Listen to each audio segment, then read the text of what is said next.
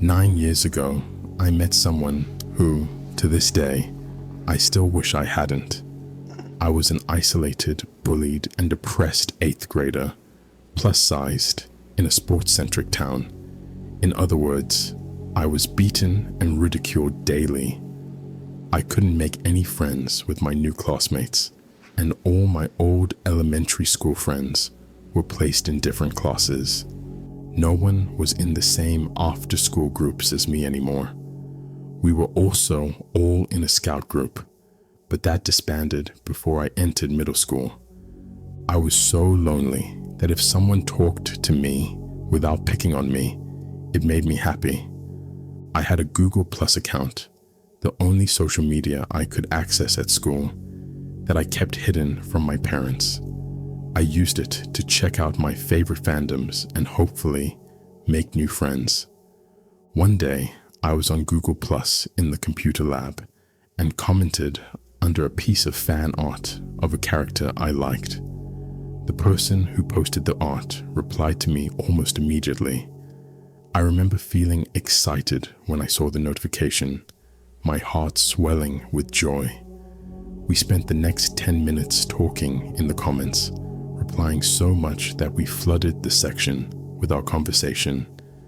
After I had to switch classes, I logged back in on one of the Chromebooks and saw that she had actually messaged me.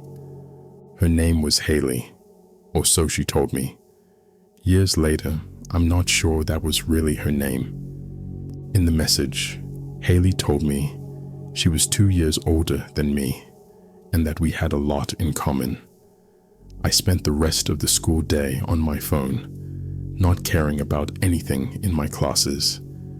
We talked for a week through DMs until she suggested we move to a private chat room.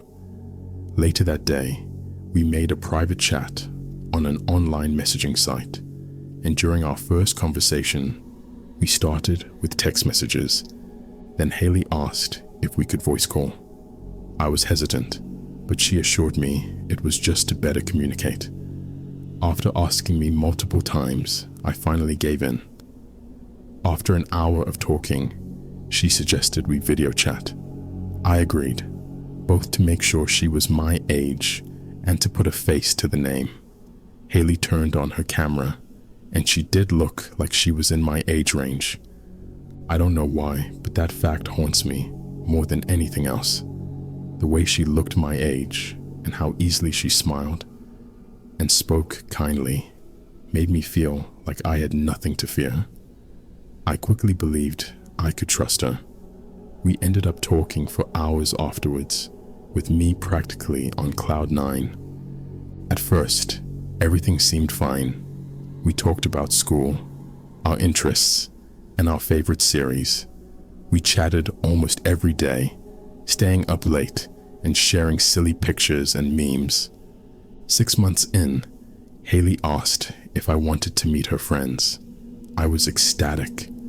The thought of more friends excited me so much I didn't think twice before saying yes. Haley invited me to a group chat, and I met her friends, but something felt off. I felt unsafe in the chat room, even though they seemed nice, and Haley reassured me I could trust them. Most of her friends were much older than me.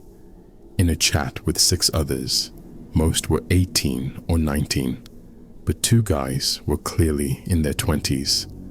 When I asked how they all met, they gave vague answers and wouldn't explain further. I was naive, so the red flags went unnoticed. The calls were chaotic, constant loud talking, overlapping conversations, and the messages were worse, filled with cursing and inappropriate topics for a minor. I tried connecting with them, but they acted dismissive, treating me like I was annoying. I didn't like them. Haley, however, loved them. She joined in on the crude jokes and language, which shocked me because she never acted that way when it was just the 2 of us. Slowly, she spent more time with them and less time with me. At first, I was okay with it, But as she started ignoring my messages and not answering my calls, I became upset. When I confronted Haley about ignoring me, she exploded, accusing me of being selfish and jealous of her other friends. I tried explaining, but she wouldn't listen and hung up. She ghosted me for almost a month, leaving me heartbroken. When she finally messaged me again, I was so emotionally distraught that I cried and apologized for what I had said. Haley told me it was fine. She just needed time alone and that she'd talk to me more. She did, but not in the way I expected. Haley began telling me she had depression and that's why she didn't talk to me for a month. I didn't judge her and said she could always come to me. This led to her dumping her trauma on me nearly every day, talking about her home life, her relationship with her mom, and how much she hated herself. I tried to be supportive, offering kind words and listening whenever she reached out. This became part of our routine. Almost daily, she'd vent about her day, how ugly she felt, or how much her life sucked, even saying she wanted to end things. The last part scared me the most. We lived in different states, so I couldn't help her in person. Whenever she spiraled, I would give her compliments and words of affirmation until my throat hurt. Then just as quickly, she'd switch topics, acting like nothing had happened. Haley started calling for long periods and messaging me late into the night. Calls would last hours and texts would come in until 3 or 4 a.m. The thing was, it was mostly her talking now. If I didn't respond quickly enough, she'd spam multiple texts in a row. I tried ending conversations, but she guilt-tripped me into staying, reminding me how much I had wanted her attention before. It worked. Even when I lost interest or wanted her to stop messaging during class, I still let her talk. At least she'd still wanted to talk to me. This cycle continued for 2 exhausting years. By then, we had nothing in common anymore. She'd either ghost me for a week or bombard me with texts. The topics of her self-worth worsened, and she'd send messages like goodbye or I can't live like this anymore, followed by pictures of her self-harm. These messages sent me into panic attacks, leaving me in tears every time. Meanwhile, the group chat grew worse. Constant drama, people being blocked, and me being ganged up on. Haley was often the first to make rude jokes about me, which everyone else would laugh at. I was fed up. I stopped messaging both Haley and her friends, despite her begging me not to. One night, during yet another argument in the group chat, I hit my breaking point.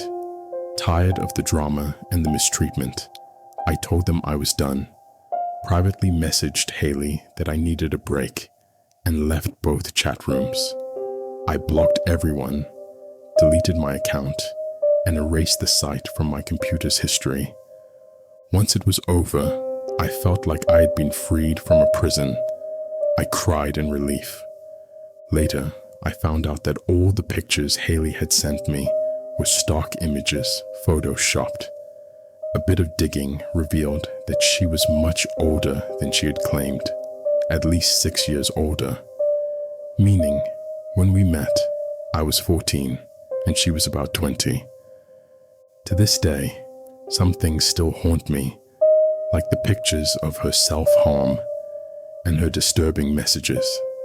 For months, I had nightmares about her contacting me again. Now, I have much better friends, and I'm certain I'll never hear from Haley again. But sometimes, I still wonder who she really was and what she saw in me. Hopefully, I'll never find out. So, to Haley, if you ever find this story,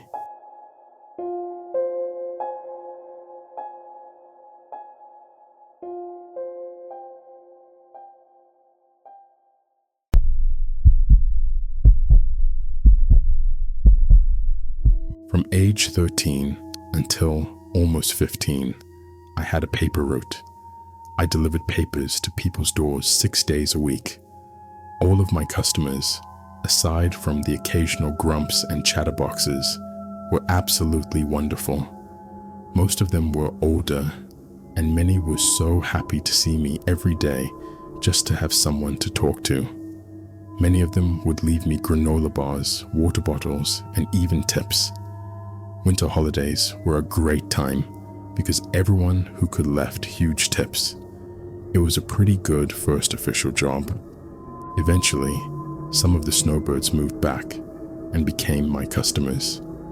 One couple, Louise and Gerald, will always stick out in my mind. They started off normal, pretty friendly people, but I noticed one Sunday, the only day I had to get up early to deliver papers, that Gerald was outside. He chatted with me, which was nothing unusual. Because it was so early, and I'd usually go right back to bed after I was done, I was wearing a Britney Spears shirt and a pair of polar bear pajama pants. He complimented me, saying I was dressed cutely. I was confused because, well, it was just pajamas I threw on randomly. I was puzzled by the compliment, but went on with my day, not thinking much of it. Something else to note, his wife Louise was always smiling. I couldn't pinpoint why, but it always unnerved me. In retrospect, it gives me the meek and mild and subservient trad wife vibes. Anyway, I had noticed that in their garden, there were 3 different dog headstones, all labeled Fido. I was kind of confused as to why they all had the same name, but I figured maybe multiple people had bought them and the couple wanted to be polite, so they put them out anyway. One day, Louise was outside with a dog. She introduced the dog to me, mentioning they had just adopted her. And guess what? They named her Fido. All of the dogs they had were named Fido, and they were all Shelties, just like this one. I thought it was weird, so I told my mom about it, but she said not to be so judgmental, as it was probably just their way of dealing with grief. Here's the thing. They kept trying to get me to come inside. They'd invite me in for tea, which isn't really something people do where I'm from. Coffee and donuts would be more common, but even that isn't a regular thing. Or just to talk. I'd always decline because I had more papers to deliver and wanted to go home. Gerald kept complimenting my outfits, even when they were just pajamas. One morning, he did this while getting closer to me and eventually touched my shoulder. That's when I said, I gotta go, and left. I didn't tell my mom at the time. Even though our relationship was good, I feared that telling her about any concerns I had would make her not trust me or make her mad. This was also at the tail end of my CSA, which she doesn't know about to this day. So I thought maybe I was just being paranoid. Then right before I moved and gave up my paper route, a really bizarre incident happened. It was a Sunday, the last Sunday I had the paper route, to be exact. So I was out early delivering papers while it was still kind of dark. Gerald was outside. He complimented my outfit again, getting creepily close. He invited me inside, but I said, I really don't think my mom would appreciate me being gone for longer than she expects. She's strict. This wasn't the whole truth, but you gotta do what you gotta do. He seemed to get kind of annoyed and asked, wouldn't your mom prefer that you respect your elders and not turn down an invitation? I felt the color drain from my face and quickly noped out of there. I muttered something about how I really had to hurry because my dog was sick. As I left, I heard him say something about how my hair looked pretty. I have very wavy, curly hair that gets puffy and voluminous in the humidity, and he'd bring it up a lot, saying it reminded him of the 80s. I quickly moved on to the next house without running. I didn't see Gerald after that, but I did see Louise. She never stopped inviting me inside to play with Fido or have tea, and I always declined. She seemed disappointed every time.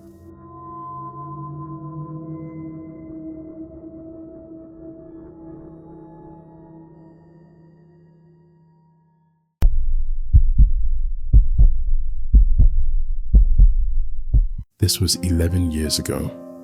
I was 19 and working at a gas station that was part of a chain in my area.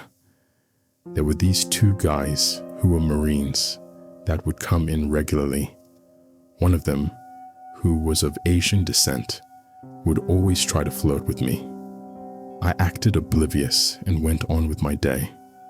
After they had been coming in for a while, he asked me out. This guy was 35.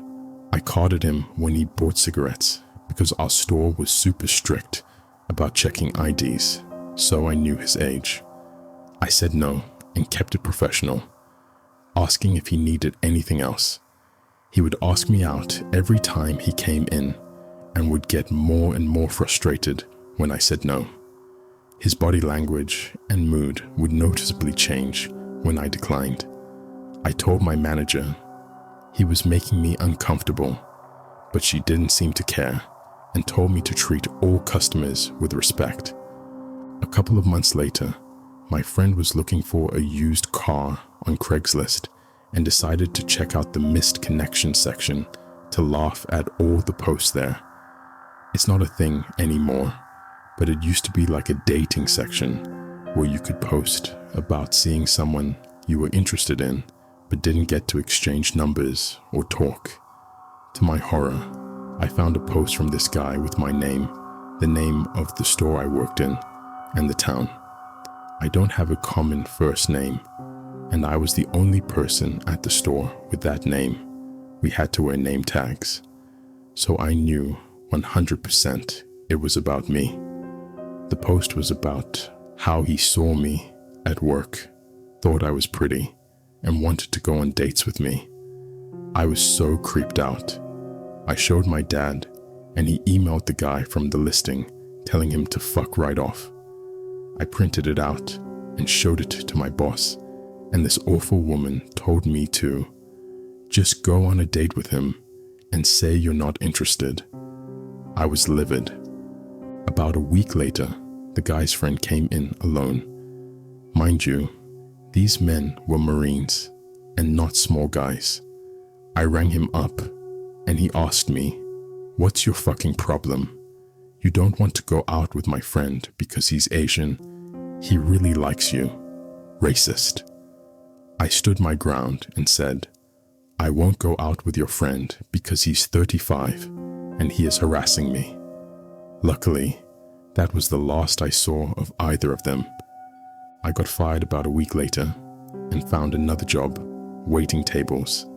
I never saw that guy again and hope I never do. My manager fired me for no reason. I found out years later that she was fired for unlawful termination. She fired anyone she didn't like for personal reasons. I hope she never has a daughter